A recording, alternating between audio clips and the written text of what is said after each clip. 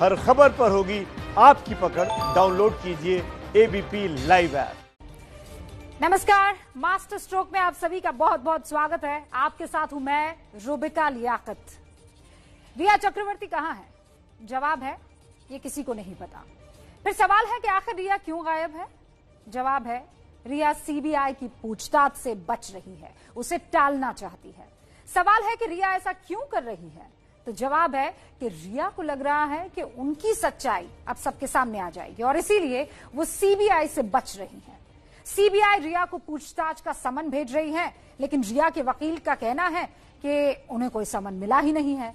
फिर ऐसे में सवाल है कि रिया चक्रवर्ती इस वक्त कहां है? क्या रिया फरार हो गई है? ये सवाल हम इसीलिए पूछ रहे हैं क्योंकि रिया को पिछले 4 दिनों से किसी ने नहीं देखा है।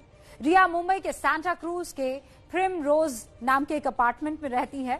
हमारे संवाददाता ज्ञानेंद्र तिवारी आज उनके अपार्टमेंट में आसपास के लोगों से बातचीत करते रहे। रिया की तलाश उन्होंने की, लेकिन पता चला कि रिया वहां पिछले 4 दिनों से देखी ही नहीं गई और इसीलिए ये संदेह गहरा हो रहा है कि रिया किसी भी तरह सीबीआई की पूछताछ से क्या बचना चाहती हैं। पुलिस की गाड़ी आप यहाँ पे क्या सर, आप कहाँ जा रहे हैं?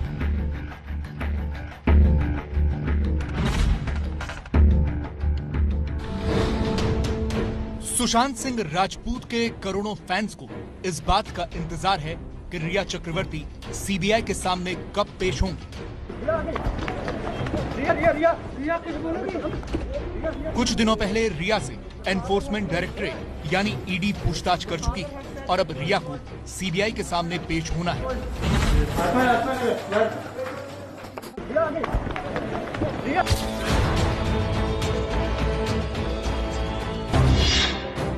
लेकिन सवाल यह है कि पूछताछ से पहले रिया चक्रवर्ती कहां है? क्या सीबीआई की पूछताछ से पहले रिया गायब हो गई है? क्या सीबीआई की पेशी में देरी के लिए रिया नई चाल चल रही है?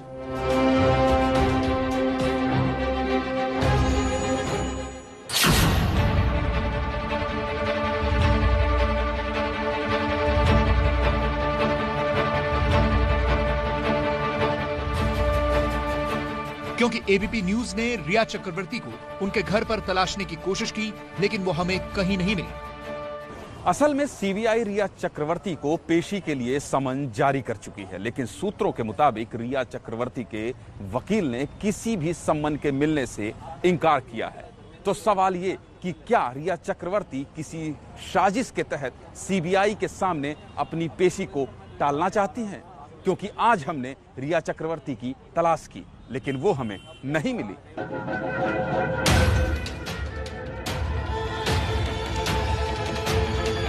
यह है मुंबई का सांता क्रूज इलाका और इस अपार्टमेंट का नाम है प्रिम रोज। इसी बिल्डिंग के फर्स्ट फ्लोर पर रिया चक्रवर्ती अपने परिवार के साथ रहती हैं। हमारे संवाददाता ज्ञानेंद्र तिवारी ने इस बिल्डिंग से रिया की तलाश शुरू की। दरअसल ये मुख्य द्वार है, जिस अपार्टमेंट में रिया रहती हैं उसका ये मुख्य द्वार है और यही मेन गेट है। इसी मेन गेट से गाड़ियां अंदर जाती हैं और सबसे पहले जब गाड़ी आती है तो यहाँ गार्ड इस गेट को खोलता है और फिर उसके बाद ये पूछता है कि आप कहाँ जाना चाहते हैं। इसके बाद ही यहाँ से कोई अंदर जा सकता है।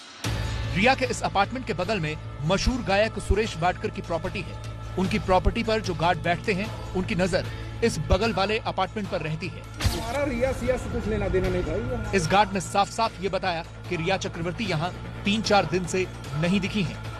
आप लोग तो यहाँ रिया रहती है? नहीं, हमारा रिया सिया से कुछ लेना देना नहीं भाई। ये हमारे सुरेश वाडकर के अंडर में पूरा है, यहाँ से लेके गेट तक। और ये गेट को दिया है आने जाने के लिए, नहीं तो ये तो बंद ही है। हमारे साहब का ही है पूरा ही। अच्छा, तो आप रिया के सुरक्षा कर्मी नहीं है? भाई हम कह रिया, हम अंदर से आ रहे, हमसे कौन सा रिया से क्या लेना देना है? तो ये रिया वाला फ्लैट तो यही है ना? वो बाजू में रहती है, मुझे। तो इसका गेट कहाँ से है? ये गेट इधर मेन है। और ये वाला ये नहीं है, ये कभी कभार देते हैं जब ज्यादा गर्दी होता तो, बाकी नहीं। बाकी दिन तो हम गेट लॉक करते हैं, मगर आप लोग की वजह से गेट खुला रखा हूँ, नहीं तो बंद ही कर देता हूँ गेट। असल में जब बगल में बड़ा सेलिब्रिटी रहता है तो अगल बगल वालों की दिलचस्पी और ज्यादा बढ़ जाती है और सुशांत की संदिग्ध मौत के बाद तो रिया चक्रवर्ती देश की मोस्ट वांटेड बनी हुई है।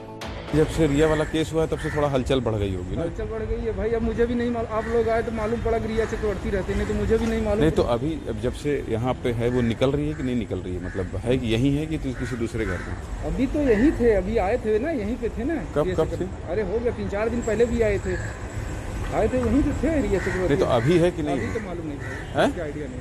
अभी 3-4 दिन में नहीं देखे हैं? हमको नहीं मालूम पड़ा इसका, अभी है कि नहीं है मालूम नहीं। ये जहाँ से आप गाड़ी देख रहे हैं, ये जो गाड़ी आ रही है, यहाँ से आप इस तरफ जा सकते हैं और यहाँ से जाने के बाद फिर आप पीछे दे सकते हैं। मतलब ये जो सुरेश वाडेकर की प्रॉपर्टी है, यहाँ से अगर आप खड़े होंगे तो आप यहाँ से ये देखेंगे इस तरफ, तब आपको दिखेगा रिया का घर। लेकिन यहाँ बहुत पेड़ हैं, घने पेड़ हैं, इसलिए आप उन्हें नहीं देख सकते। तो ये पूरा दिखाने का मकसद मेरा ये था कि आप ये समझ सकें कि रिया जिस अपार्टमेंट में रहती हैं वहां आने का रास्ता कौन सा है। ये रिया के अपार्टमेंट के ठीक पीछे वाला गेट है और यहीं पर चलता है सुरेश वाडकर का म्यूजिक स्कूल। रिया के अपार्टमेंट की गाड़ियां यहां से भी निकलती हैं। अपनी पड़ताल में हम इस तरफ ये जानने के लिए गए कि कहीं रिया यहां से आना जाना तो नहीं कर रही है। यहाँ के गार्ड ने बताया कि रिया चक्रवर्ती 4 दिनों से दिखी नहीं है। रिया के चक्कर में इधर भीड़ बढ़ गई होगी। उनके चक्कर में सब आए हैं ना। हाँ, नहीं तो अभी है कि नहीं है यहाँ पर? अभी 2-3-4 दिन से है कि नहीं है? आइडिया नहीं है भाई, एक दिन आई थी, मैं आते हुए देखा था। कितने दिन पहले लगभग? 2 दिन हो गया। ये रिया आई पर गई कि नहीं, अंदर है, गई वो आइडिया नहीं। तो मतलब 3-4 दिन पहले तो बहुत लोग बोल रहे हैं कि 4 दिन पहले वो आई थी। 4 दिन के बाद में भी कहाँ है? तो क्या गाड़ी निकल रही, आ रही जा रही, कौन सी गाड़ी में वो गाड़ी तो भाई नहीं। तो अभी 4 दिन से नहीं दिखी है? 4 दिन हमको नहीं दिखी, आई भी नहीं, गई भी नहीं। अच्छा, ऊपर ही है, कहाँ निकल गई भाई? वो तो BMW गाड़ी में आती है। कौन सी गाड़ी में? जो कई गाड़ियाँ उसके पास है, मतलब कुछ दिन आ गई तो कुछ ध्यान दे रहा है, मतलब किसमें आया किसमें गई। अच्छा, 4 दिन पहले मैं देखा था। 4 दिन पहले। ये है वो दूसरा गेट जिसका इस अपार्टमेंट से कोई लेना देना नहीं है, लेकिन पीछे के रास्ते से भी आप रिया के घर पहुंच सकते हैं, या यूं कहें कि इन दिनों पीछे के रास्ते से ही रिया अपने घर पहुंच रही हैं। वो रास्ता कौन सा है? यहां जब मैं खड़ा होऊंगा तो आप देख पाएंगे, समझ पाएंगे। ये देखिए, ये जो गेट है, इस गेट से अंदर जाया जा सकता है और ये पीछे का गेट है। और ठीक सामने मेरे जो वो पहला फ्लोर है, या ये कहें फर्स्ट फ्लोर है, वही है रिया का घर। हमें जो पता चला वो ये कि इन दिनों BMW से रिया चल रही हैं, जैसा कि यहाँ के गार्ड ने बताया। इस पूरे कैंपस में नीचे आप देखेंगे कहीं भी BMW गाड़ी नहीं दिख रही है। यानी ये तो तय हो गया था कि रिया चक्रवर्ती पिछले 4 दिनों से किसी को नहीं दिखी, और ये गार्ड तो साफ दावा कर रहा है कि रिया आई ही नहीं।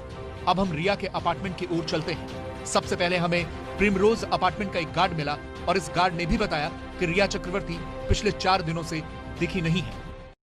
रिया आ रही है कि नहीं आ रही है?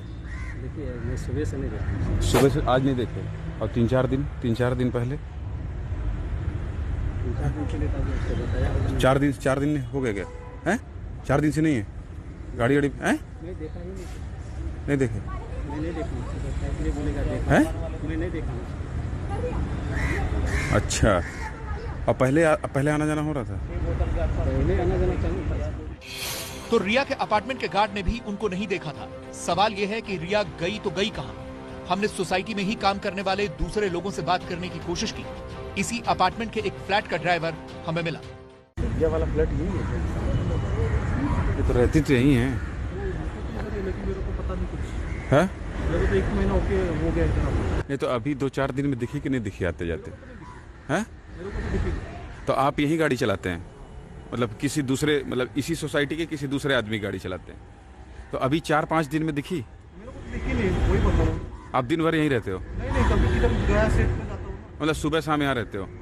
है? नहीं, आपने देखा क्या उसको आते? नहीं दिखी ना? हाँ? कब से आए हो आप? रिया चक्रवर्ती को बगल वाली बिल्डिंग के गार्ड ने नहीं देखा, उनकी खुद की बिल्डिंग के गार्ड ने नहीं देखा, उसी अपार्टमेंट में नौकरी करने वाले ड्राइवर ने नहीं देखा, तो फिर वो कहां गई? रिया के ठीक बगल वाले फ्लैट में काम करने वाली एक मेड से हमने बात की। तो उनका कौन सा वाला है? हाँ? ये सामने वाला पहला कि दूसरा? तो है कि नहीं है अभी? है? नहीं तो आना जाना तो देख रही होंगी ना आप, आना जाना हुआ इतने दिन से नहीं हुआ है? नहीं तो हाँ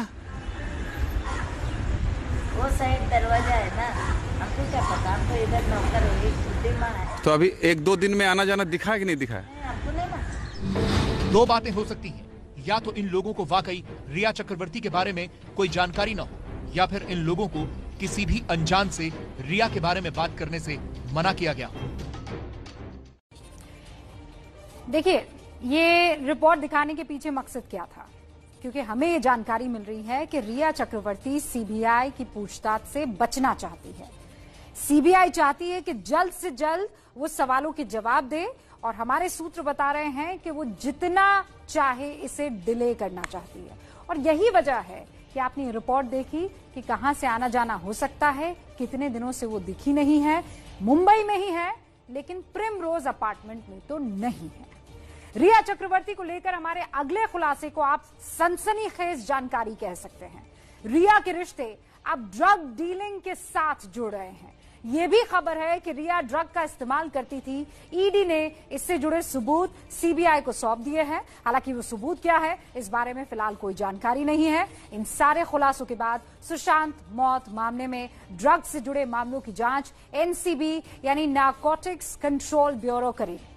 सुशांत की मौत से ड्रग रैकेट के तार जुड़ने के बाद बीजेपी सांसद सुब्रमण्यम स्वामी ने भी ट्वीट करके सवाल उठाए हैं। स्वामी ने लिखा है कि जिस दिन सुशांत की मौत हुई थी उसी दिन वो किसी ड्रग डीलर से मिले थे। स्वामी ने कहा कि सुशांत के मर्डर का दुबई के ड्रग डीलर से भी कनेक्शन है। उन्होंने अपने एक ट्वीट में लिखा कि जिस दिन सुशांत का मर्डर हुआ उस दिन दुबई के एक ड्रग डीलर अयाश खान जो हैं उनसे मुलाकात करने के लिए पहुंचे थे। हालांकि इस बात की अभी तक कोई पुष्टि नहीं हुई है। सुशांत सिंह राजपूत मामले की जांच मुंबई पुलिस, ईडी और सीबीआई के बाद अब एनसीबी भी करेगी, क्योंकि ईडी ने नारकोटिक्स कंट्रोल ब्यूरो को जानकारी दी है कि रिया नारकोटिक्स सब्सटेंसेस में डील करती थी। किस तरह के सबूत मिले हैं ये अब तक स्पष्ट नहीं हुआ है, लेकिन नारकोटिक्स कंट्रोल ब्यूरो छानबीन करने जा रही है। जानकारी यह है कि जब सुशांत के यहाँ पार्टियां होती थी तो नशे या जो नारकोटिक सब्सटेंसेस है उनका सेवन होता था। ये सेवन कौन करता था इस बारे में फिलहाल कोई खुलासा नहीं किया गया है, लेकिन इसकी जांच करने के लिए ही नारकोटिक्स कंट्रोल ब्यूरो को शामिल किया गया है और पत्र लिखा गया है। ईडी की जांच में जो खुलासा हुआ, जिसके आधार पर ईडी ने पत्र लिखा, ईडी ने अपनी जांच में ये पाया कि सुशांत के अकाउंट से लगातार 20-20 हज़ार के विड्रॉल हो रहे थे। ये विड्रॉल दीपेश और सैमुअल मिरांडा कर रहे थे।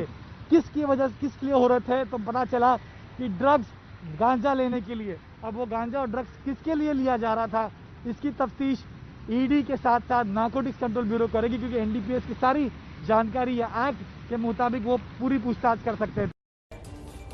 तो देखिए ना, जैसे जैसे दिन आगे बढ़ते जा रहे हैं, सुशांत की मौत की गुत्थी तो उलझती जा रही है।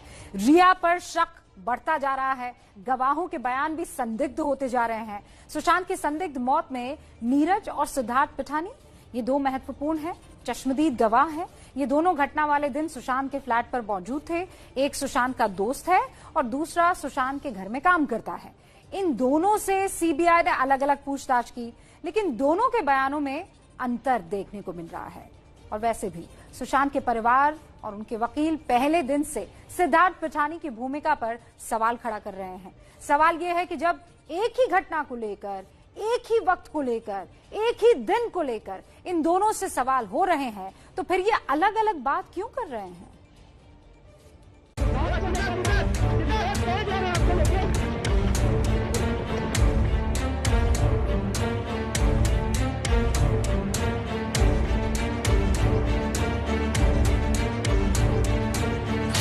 सिद्धार्थ पिठानी और नीरज सिंह, वो दो किरदार जो सुशांत की मौत वाले दिन घर पर मौजूद थे। इन दोनों को सुशांत की संदिग्ध मौत में अहम कड़ी माना जा रहा है। इसीलिए सीबीआई ने सबसे पहले इन्हें ही पूछताछ के लिए बुलाया।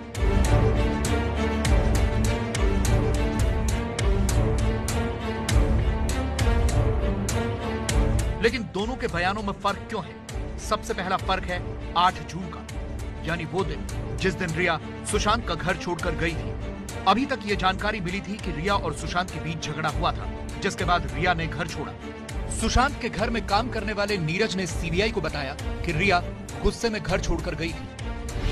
8 जून को केशव और मैं भोजन तैयार कर रहे थे और हम रिया मैडम और सुशांत सर को खाने के लिए बुलाने वाले थे। तो तभी रिया मैडम ने मुझे बुलाया और उनके बैग में कपड़े रखने के लिए कहा। उस समय रिया मैडम थोड़ी गुस्से में थी। मैडम ने बचा हुआ सामान वापस आकर ले जाने की बात कही और उसी समय रिया मैडम अपने भाई शोविक के साथ बिना भोजन किए ही चली गई। उस समय सुशांत सर अपने कमरे में ही बैठे थे। लेकिन सिद्धार्थ पिठानी का दावा है कि रिया सुशांत से गले मिलकर गई थी और बाकायदा सिद्धार्थ को सुशांत का ख्याल रखने को कहा था।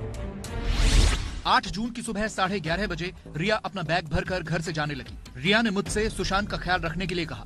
उस समय सुशांत ने रिया से गले मिलकर हाथ दिखाकर बाय किया। कुछ देर बाद सुशांत की बहन मीतू घर पर पहुंची। मीतू दीदी सुशांत से खाना खाने का आग्रह कर रही थी, लेकिन सुशांत ने ज्यादा खाना नहीं खाया। जबकि रिया और महेश भट्ट की व्हाट्सएप चैट से पता चलता है कि रिया खुद ही सुशांत के साथ ब्रेकअप करके गई थी। ये चैट भी हमने कुछ दिन पहले आपको दिखाई थी।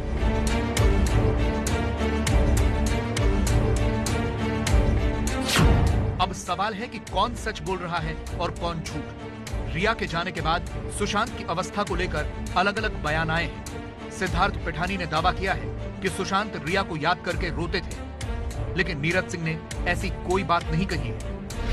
वो सुशांत को हमारे साथ घुलाने मिलाने की कोशिश कर रही थी, लेकिन सुशांत ने रुचि नहीं दिखाई। मीतू दीदी जब घर पर थी तब सुशांत बार बार पुरानी बातें याद करके रोने लगते थे। रिया मैडम के चले जाने के बाद सुशांत सर की बहन मीतू सिंह आ गई। फिर 12 जून को उन्होंने मुझसे कहा कि जब तक वो नहीं आती तब तक मैं सुशांत की रेख देख करूंगी। और दीदी के चले जाने के बाद सुशांत सर उस शाम को छत पर ही बैठे थे। सिद्धार्थ पिठानी और नीरज सिंह पर सबसे ज्यादा सवाल सुशांत का शव उतारने को लेकर उठे हैं। दोनों का दावा है कि सुशांत ने आत्महत्या की, लेकिन सिद्धार्थ पिठानी ने सीबीआई के सामने बयान दिया है कि सुशांत की चंडीगढ़ वाली दीदी और बहनोई के कहने पर ही शव को पंखे से नीचे उतारा गया। इसके बाद मैं और दीपेश सुशांत के कमरे में गए। कमरे में अंधेरा था।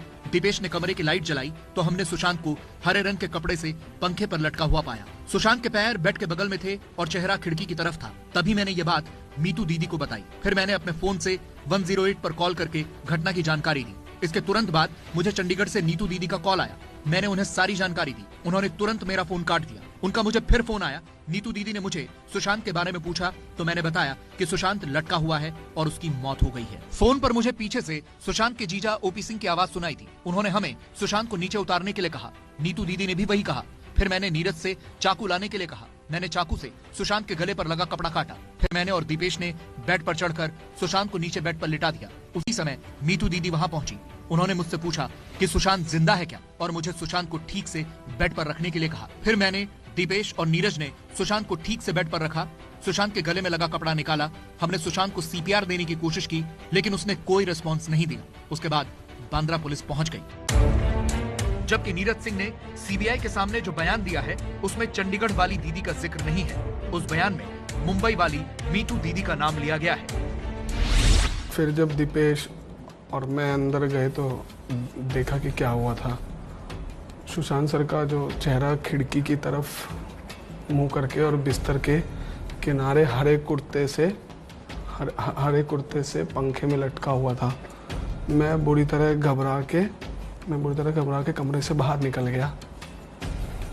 सिद्धार्थ ने मीतू दीदी को फ़ोन किया और उन्हें सूचित किया कि तब सिद्धार्थ ने मुझे कुर्ता काटने के लिए चाकू देने के लिए कहा था कि मैं एक चाकू लाया और सिद्धार्थ को दे दिया और फिर सिद्धार्थ ने चाकू से वो कुर्ता काट दिया। सुशांत सर के पैर बिस्तर पे टच हुए और उनका शरीर बिस्तर पर गिर गया। इसी समय मीतू दीदी कमरे में आई और